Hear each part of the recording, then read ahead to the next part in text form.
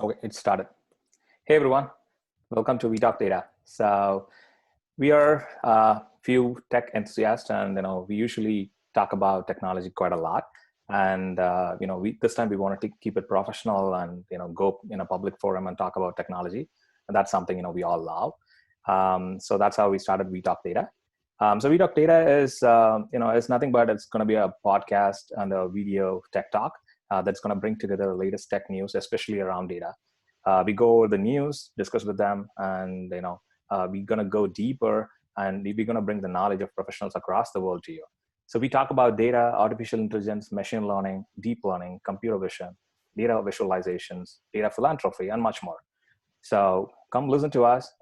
Let us know what you like and what you don't like, and we are all ears, and we would love to know what we can keep improving. This is our pilot, show, and we want to give it a try for the very first time. So myself, Al, I'm going to be your host for the show, and I'm actually a senior technical product manager. I work for Amazon. I work mostly on cloud technologies, and my specializations are product marketing, product building, and new technology products. And I usually love innovation. So, and this is another way of innovating. That's what I think. So let me allow my gang to introduce themselves. Hello, everyone. This is Ravi. I work as a software engineer at NetApp. I am an AI enthusiast, and I love connecting the dots between user interface and artificial intelligence. Hi all, this is Shakti. I'm a student studying computer science engineering and I'm quite geeky type. I love to explore new technologies so that I could be in connect with this running world. Awesome. Hi everyone, I'm Wali. I'm working as a software developer and an aspiring data scientist. More of interested in various data sets, data points, and actually speaking, more of its seasonality and anomaly detection of those data points. Yeah. Cool. Hi. Cool. So yeah, so we are we all four we talk quite a lot offline, and this is our first time doing it live. So it's gonna be little on and off, but yeah, let us know how it works. So this time, just to get to start in a good place. So we are in the middle of a pandemic, right? So we are all because of the COVID situation, we are all stuck in home, and quite a bit we are using video conferencing a lot nowadays, and everyone is like really dependent on video conferencing, more online activities and things like that. So I thought to start with, this is going to be awesome to talk about a video conferencing technology for the pilot. So I'm going to talk about Zoom. So Zoom was a startup sometime back, and now it is one of the very big company, and it's they have a lot of users across the world. And you don't believe me, like Zoom actually scaled from 20 million to 300 million users virtually overnight. So they have a very good scalable architecture. And from technology perspective, I love the way they do streaming and how their technology works. So I would like to talk about how their architecture is, and also I want to dive a little deeper on like what are the specific codecs or specific audio video formats that they are using. So let's get started. Okay, so basically Zoom actually, even before Zoom came into the picture, there were like a lot of big players, for example, like Microsoft, Skype, Teams, and you might have seen things like Blue Jeans. Cisco had a WebEx platform. There are a lot of other big players in the market. But how Zoom differentiates, the overall video conferencing platform in a very unique way, right? So that's what we're going to talk about. So Zoom actually, it started off as a smaller company, right? It was a startup, and it started in California. So you might have heard about Zoom's CEO Eric Yuan. So he's actually a visionary. So they actually didn't start with a small problem. They started with a very big problem, and they went public with giving all users access to Zoom platform for like 40 minutes, right?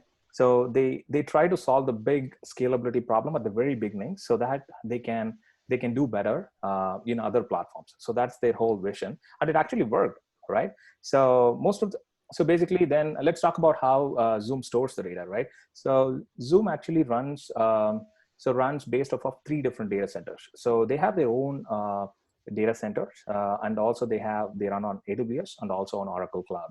So how they split between 3 different data centers, they have a very good platform so that they can actually, customize everything towards a very good video conferencing quality.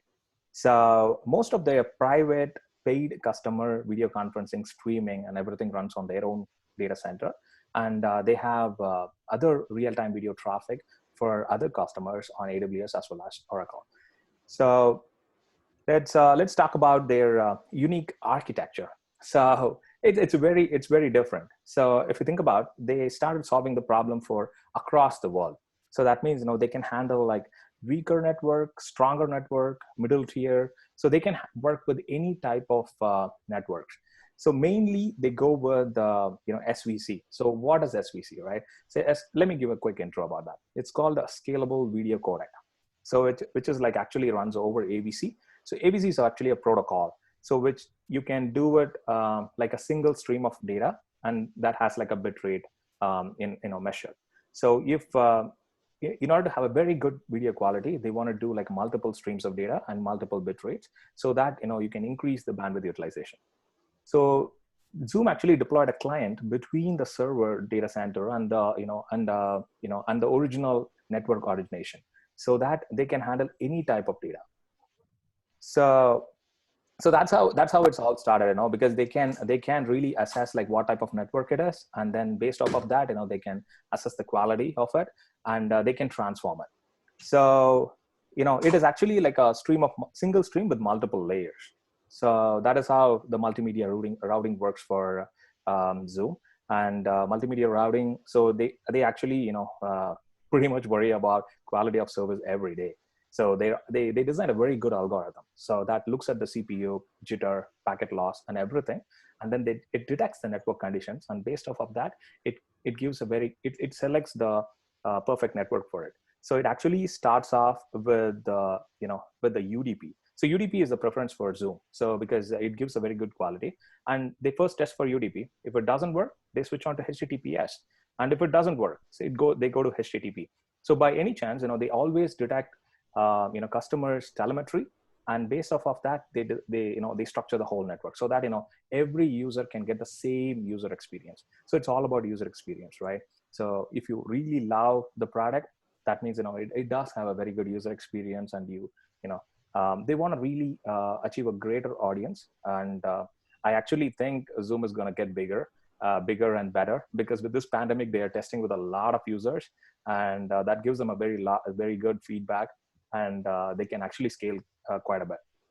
And actually, from the business model perspective, because I'm being a product manager, and I also look at the business model perspective. From business model perspective, I still think Zoom can do better, because other platform owners like Microsoft, Google, they are stuck in a kind of revenue model which cannot scale quite a bit like Zoom. So there is still a very good scope for Zoom. And I know you guys know, like Zoom released a phone call. It's called Zoom Phone sometime back. And that's like a very new product in the market. So they want to disrupt this whole audio market as well. So let's see how it goes. And when we just keep going with this tech talk, and I'll try to revisit Zoom, and I'll let you know like how they progressed in this whole market, and how they are performing very well. Okay, so let me pass on to my gang. So they have quite a bit of interesting topics to discuss as well. So take it over, guys. Yeah, thanks, Al. It was very good to know about more of Zoom. Actually, I'm still wondering how they are able to support in a free trial version like 100 participants to manage in a free trial version. Yeah, so they have quite a bit of funding around. So they are actually burning a lot of cash. So because a lot of these are not really generating any revenue. But the good thing is, they are actually targeting for the future rather than just a short term, right? So they want to test it out with a lot of different users, so that when they go enterprise, that's what happened right now. Like a lot of companies accepted Zoom as an enterprise, software, and a lot of companies still use it for video conferencing, and a lot of companies are trying to adapt to it, because usually as a new player, right? So people always have this problem of adapting to it. So if you think about it, like if I come out and say, I have a video conferencing platform, can you use it for my enterprise? People will say no, because this is like more confidential data that we talk about, and we have data privacy issues and all sorts of stuff, right? But if you test it out for quite a long time in a public network, and you were able to approach a lot of people, because if you think about it, all the guys who are using it right now in an enterprise, they already used it for their home, right? So they try to talk to their friends using Zoom and everything, right? So now they create a very good user satisfaction. So now they can go into the enterprise platform. So that's how they are doing it. Yeah, right. Even I could see lots of security patches coming. Yeah, maybe it is a benefit out of it. Yeah. So now they can test it, and now they go more enterprise way of doing it. Like that means, they do a lot of data privacy.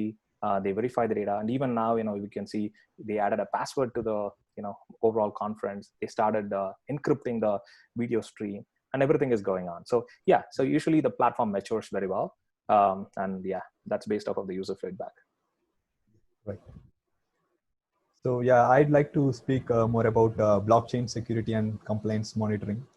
So when you say blockchain, it's nothing but a distributed public ledger, and it is digitized. So that's what I could see blockchain. So mainly it is developed for Bitcoin transactions. It's sort of record keeping, we could say. Like why we are calling in the blockchain terminology, each record is called a block. So mainly what and all it contains. So it contains cryptographic hash of a previous block and a timestamp and a transaction data. So the blocks are linked using cryptography. So it makes the hackers to do it is like they can't do easily DDoS around a blockchain. So it is a very complex architecture. So hackers may not be able to do their predefined algorithms, hacking algorithms. So it's kind of new and it's very difficult. So even if the hackers want to hack, they have to hack a set of previous records. They can't hack an individual block to understand a transaction. They need to hack like a set of previous blocks, which means they need to track a series of blocks. We could say previous, or they have to hack a set of blocks in the future, which means upcoming. So that's how it is a really good technology. That's what I could see. So we mainly we could say when we are considering blockchain, we will what comes to our mind is mainly the Bitcoin transactions. But apart from that, there are lots of other applications blockchain is still serving. So I could say like the compliance monitoring is the best example, and I wanted to speak more about it. So in blockchain, all the records are mainly immutable. So it verifies the data integrity. So how we can use this to build a chain of trust or proof of process for compliance. So that's what we are looking into. So organizations can prove that they secure the customer's data through a series of chain of trust. They can build a chain of trust to show that, or to showcase the customers your data are still safe and we are following all the compliance, security compliance. And we could even say like it's a specified business process model. So when we say like usually what we will do for security compliance, we have to regularly audit to ensure that we are up to the level of security compliance. So it makes the jobs very simple, and auditors and regulators can assure the data integrity through the audit trail, which is made up of this blockchain powered system. So there are lots of other potential applications still under theoretical discussion of blockchain, but we could say like the future of cybersecurity and compliance will be definitely built on blockchain. So it is really safe, and we could always say like we are always up to the level of the potential. We can definitely alleviate the potential threats. So Exactly. it should be a very beneficial application. Exactly, because blockchain is like a very hot topic, and it's been around for about like 2-3 years. I mean, like it's been around for a very long time, I know, but it's been like trying to productize for like 2-3 years, and a lot of startups are actually concentrating on blockchain, and we see a lot of use cases for it too. So it's awesome. And actually, I forgot to give the disclaimer. This is for all the audience, right? So we work for different companies, but most of the things that we talk in the show are, basically our personal opinions, and it is totally independent of what our employer or what our company does. So this is our own opinion. I just want to call it out. Okay. So cool. Nice. So anyone want to add anything to Wally's point of view, like on blockchain and its own security compliance and things like that? I think blockchain is also used in the healthcare centers for say saving the patient's data to be insecure. So I think in that application also blockchain is evolving now. Exactly. Yeah, exactly. right. Exactly. Yes, exactly. Shakti. Yeah, Yeah, because exactly. healthcare is one of the places where they have to go through a lot of compliance controls, and Yes. data privacy is very important there because it's more of patients' data, and there are a lot of standards too. It's called HIPAA, and there are a lot of government-based standards. I think blockchain is like a very good use case there too. Yeah, correct. Nice. So who want to go next? Then I will start about what I go through some points about eSIM. Okay, Awesome. initially we all use the smartphones or any other device connected to the network by using the SIM card, right? We all use the SIM card for it to connect to the network. So basically, the SIM cards have evolved uh, by decreasing their size from mini to macro and then to nano size. And its next level of evolution is the eSIM. From the nano SIM, the next level of the evolution of the SIM cards are the eSIM. eSIM is nothing but a small chip embedded inside the hardware of our phone. It does exactly the same functionality as a physical SIM card does. But importantly, it cannot be removed out, or there is not a separate slot for our SIM cards. So that space is reduced in our hardware. Maybe that can be used for any other new functionalities in our phone or by increasing the battery life or something like that. So this how eSIM is. And then eSIM Apple has introduced the eSIM in their new XS series. They have introduced along with the Nano SIM one slot for the eSIM also. They are providing that functionality. And then in India, the telecom services like Airtel and Jio provides the support to the eSIM.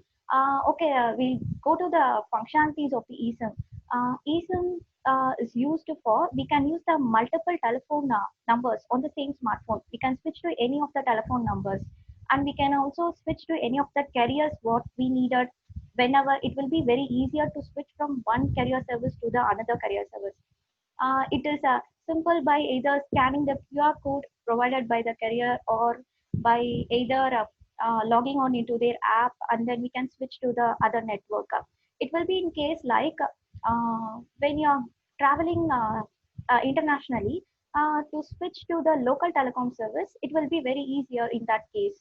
And then eSIM is not specifically for the smartphones. It is also used in the area of smartwatches and IoT and all the sectors like that. It is very small, right? So it can be embedded into them. So those devices can be directly connected to the network without depending on the tethered devices. So usually we need to connect to the tethered devices so that we can connect to the network, right? But by eSIM, every individual device can be connected independently to the network. So has its own functionalities and increases the security level also. Usually in a conventional SIM card system, when our phone got stolen, what they often do is they just take out our SIM card and then they can use their phone back. But in this kind of eSIM, they can't remove the SIM back, right? So it will be easy to track the phone, the stolen phone. Mm. Now it's emerging, so it can be eventually take its great place in the market too in Awesome. future. Awesome. Cool. Yes, Cool. right. Yeah, actually, I've read about this sometime back. I actually love Pixel phones. So Google actually started supporting the eSIM for Pixel 4 and Pixel 4 XL sometime back. And also, you're right. I know it is not only just for phones, right? So I saw even like an announcement, like not now, I think in a year back, from Microsoft supporting for Windows machines with eSIM support. So that was awesome. That's a very cool technology. Yeah, even when it comes to hardware designing, so it reduces 50% of the size of the nano SIM when it comes to eSIM. So Awesome. as a hardware designer, it really benefits for the to bring up more into the chip. Exactly. Exactly. Actually, silicon companies were very interested in this process because this actually we are actually shrinking the silicons like very small. Right now, it's like we came to a level like very very tiny, and we can still even process like a lot of data inside that. So so when it comes to data, this is silicon companies actually play a very big role, and eSIM support is like going to be awesome. And also like now every player is very interested in supporting eSIM. I even like saw some Motorola were announcing something about that as well. So which is cool. I think pretty much in a year or two everything will be eSIM. That's what I'm hoping for. If you see the use case of eSIM, like it is really good. You no need to, even if you're traveling across countries, you no need to change a SIM card. Yeah, So that's a big problem right now. You can, if you start using eSIM, it's very simple. You have to just to take up the mobile plan in any country. Yeah, exactly. It really should be easy. Like Netflix or anything, right? So you just go and you can change your plan, but not the whole service itself, right? And also it's like going to every country, you have to produce a ID card and state ID, something like that, and then you have to get a SIM. It's a very hectic process for because when you enter a new country, you don't have anything like that, right? So you always have something in foreign. It is going to be very useful for a lot of people. Yes. Right. Cool. Awesome. Yeah. Thanks, Shakti. Nice. It was a nice one. Yeah. Cool. Okay. So, yeah. I'm going to talk about something related to deep learning. And deep learning, I could say it is a subset of AI. And to be specific, I'm going to talk about the relationship. What is the current market situation for between the deep learning and the user interface? You might ask a question, wait, what? Deep learning with UI? Yeah, it is happening now.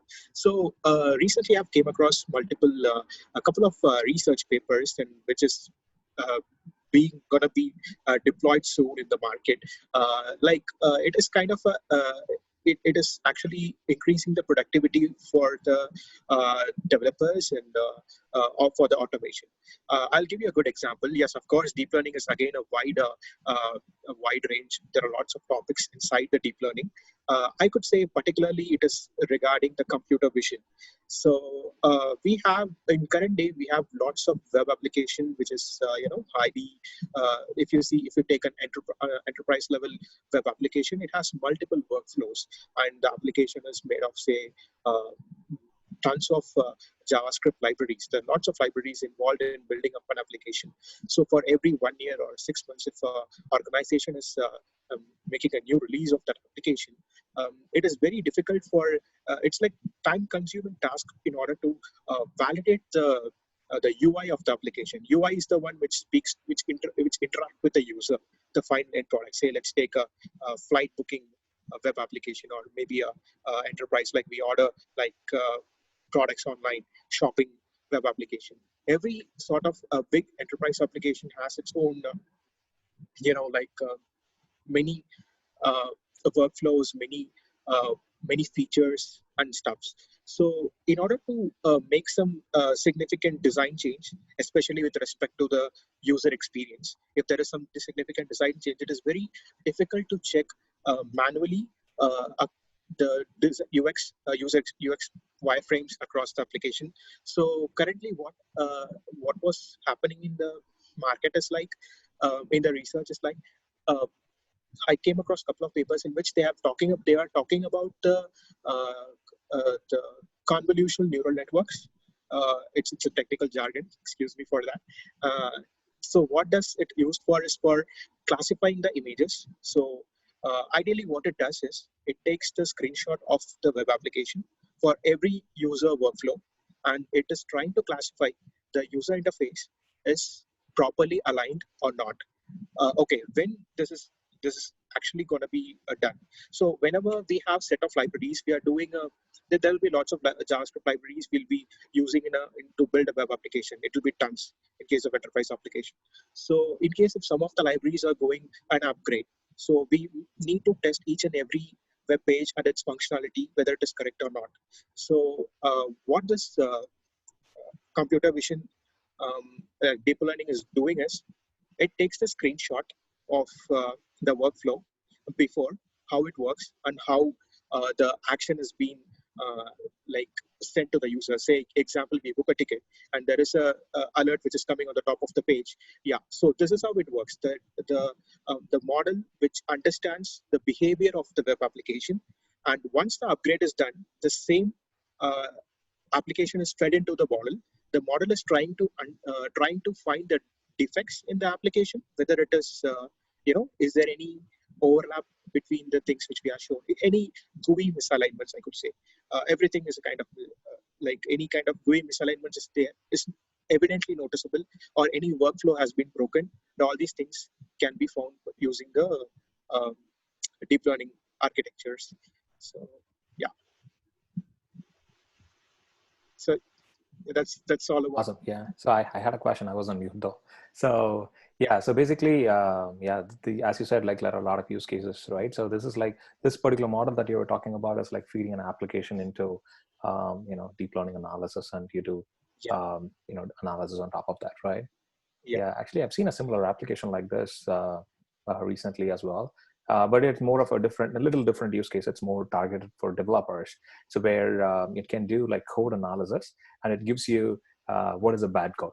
So which is like really funny. So basically it goes over analysis, it just continuously analyzes your code, and you keep coding an application, right? So it acts as a profiler, and then it just marks your, things that you can change, and it suggests you, what are the changes that you can make, and, which can reduce your CPU consumption or reduce your memory consumption, things like that, which is like an awesome use case for developers, which is like, yeah, actually I can even like share that product link with you guys. So it's an awesome one, but it is similar to the concept that you were talking about. Okay. Exactly. Awesome. Cool. So anyone want to add anything? So, or we can call it a wrap, because this is our pilot, so we don't want to go really longer. So we want to keep it. When you speak about it was a really interesting scenario, whatever you showcased for deep learning. So how you could see in terms of hardware utilization when it comes to training. And one more question I wanted to ask is like, so how you are seeing what was the current accuracy, which means they are able to achieve with this kind of model. So basically, this is a kind of technique. What is happening is like there are multiple ways to train the model. Again, training will not be done at the system. Like again, these all things will happen at a specific system which has a good amount of GPU or TPU might be. So it is, we need good compute to do all this training stuff. But for the validation, it needs very less compute to do validate whether a screenshot is properly aligned or not. We can easily say by seeing the screenshot whether it is properly aligned or not. There are multiple architectures has been used. Currently, the scenario is something like the architecture involves with, I could say, if you want to go a little bit technical inside, there is a thing called LSTMs. So LSTM is like it's a kind of neuron, I could say, which holds some information about the data which come 1 second before. So it is kind of like you're time traveling backwards. Exactly. You know that you are holding the information about the time which you have seen, and you're trying to correlate the things. So what people does is, in one channel they are feeding the stream of HTML tags, HTML information. In other channel they are converting an image into a one-dimensional pixels, and then they are feeding it. So they are trying to trying to correlate the HTML tags with the with the pixel, with the colors and everything. So it tries to build a map that understands whether the GUI is properly aligned or not. Of course, the generalization is a huge challenge in here. So we need tons of data to train and to deploy this thing. Exactly. Thanks, Ravi. It's really interesting. Yeah, so I think model analysis and data science is like very it's like a very interesting thing, and it does consume a lot of time. Trust me, I did that. But it is a very interesting one, and there are a lot of new research papers coming up every now and then, and we see like a lot of different models, different prediction types, and even like different technologies coming around in the space. Now I see like a lot of university grads and university, even the whole course is actually structured in a way that it is targeted totally into data science, because it's a very huge subject. And usually, actually, we should give it a try of having at least covering one specific topic of data learning or data science every time we do this show. So that will be awesome. Cool. Yeah. Awesome. So, anything else, guys and girls? So yeah. Cool. I have a question about Zoom, particularly about you have said about the streaming, right? Like it depends. There is a middleman who sits between the user and the Zoom service, which is able to predict the network. Like there is an algorithm to compute Exactly. bandwidth at the user. So can you little bit more elaborate about the structure? Like how does this auto bits? Is it everything is automatic, right? It will just compute and in runtime it streams the. Exactly. So yeah, in the past, right? So usually what was a video streaming technique is like, we get data in one format and then we try to convert it into different types and then we stream it over the network. So that's how usually it works.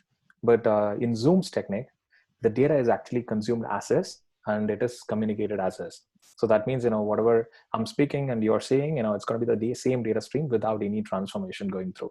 So which actually is very good, because by that way, none of the audio is lost, video quality is good, and because everything is as is.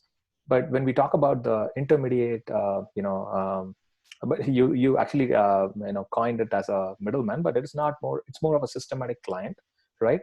What it does is it actually understands what kind of network that the user is in based off the location, right, and the quality of the data. And based off of that, it selects a network which is capable of communicating it. Like, I mean, your network is really bad, right? So you don't want to really use UDP, right? Because you don't have that much bandwidth to do that. So now the network actually picks the right network, right protocol to send the data over. But end of the day, there is no transformation happening. There are a lot of technical, like the community is talking about this technology quite a bit, but actually Zoom still has an edge. So we don't know quite a bit about their internal architecture, but in a high level, yeah, this is how it works. Okay. So I asked this question because recently I came across the Netflix architecture where they are streaming the movies according to the bandwidth of the user. The bitrate streaming has been computed, and then it was somewhat similar to Zoom, but streaming in a real time is really a challenging task. So with respect to Netflix, there are multiple CDNs, and we might even have multiple servers, and they might have done like that way. But Zoom is we have a single client who creates the data, and it should be copied in multiple servers, and streaming it in a different bitrate is it's kind of exactly. It's amazing. So Netflix was doing this for quite a bit because Netflix had this problem very early in the space, because Netflix was the first guy who came into the streaming platform. But yeah, Netflix problem was a little different because, as you said, it was not real time, right? It can be done over the network. But Zoom actually solved it real time. So that's amazing, because even in our case, right, think about it. We all four in different locations, totally different locations, right? But still, everything feels real time because, yeah, this is an amazing technology. And there are a lot of players here, but still, having more competitive edge gives people to innovate more. Like, it gives you a very tough situation so that you can innovate more and more and more, and it gets better. So trust me, like next year maybe it's like more systematic, and it may even go in a direction where like we were seeing like Star Wars and all, right? So the same technique, we can even like touch and talk and kind of stuff. So it'll be cool. It's a cool space. Even the virtual background I like. yeah I think he's the only one who Ravi has the only virtual background there. Yeah, we should try it though. It seems the world is not quite safe due to COVID. So, I was. You're out of the world. Yeah. That makes sense. Yeah. Looks like Mars. So yeah. Tesla is actually launching rockets to Mars. So they want people to live in Mars. So yeah, why not? Yeah. It is nice. Cool. Awesome, guys. So let's call it a wrap. And yeah, actually, thanks everyone, and thanks for the audience to listening in. And we actually gonna do it. I'll publish more data about this. So we will create a Twitter handle for us, and also we will create a YouTube channel and podcast for most of our audience. And I'll keep you posted. So it's We Talk Data. You can search in the YouTube or in the podcast, like any of the podcast platforms that you have, like Spotify, could be Google Podcast, Apple Podcast. So you can search for We Talk Data, and you can also search for a YouTube channel, which is also is We Talk Data. So thanks for listening, guys. Thank you. Thanks, everyone. Thanks, everyone. Good morning and good night.